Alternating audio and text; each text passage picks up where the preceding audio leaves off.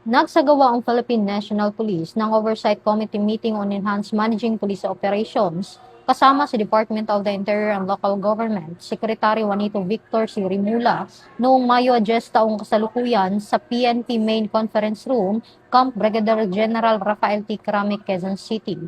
Dumalo ng personal sa pulong ang mga miyembro ng Command Group, Directorial Staff, NSU Directors at CRPO District Directors, habang virtual namang nakisa ang mga Regional Directors, City Directors, Provincial Directors at Chiefs of Police mula sa iba't ibang panig ng bansa.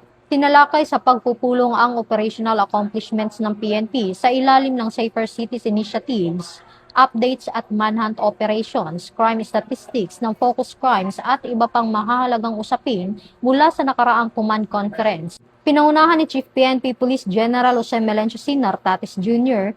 kasama ang iba pang senior officials ang pagpapatibay ng commitment ng organisasyon sa mas epesyente, koordinado at responsive na police operation sa buong bansa. Ito ang bagong PNP para sa bagong Pilipinas, serbisyong mabilis, tapat at nararamdaman. Mula dito sa Campo Crame, ako po ang inyong PNN correspondent, Patrolwoman Resalie Umalay, nagbabalita para sa Police News Network. Alagad ng batas, tagataguyod ng balitang pulis. Ito ang bagong PNP para sa bagong Pilipinas, serbisyong mabilis, tapat at nararamdaman.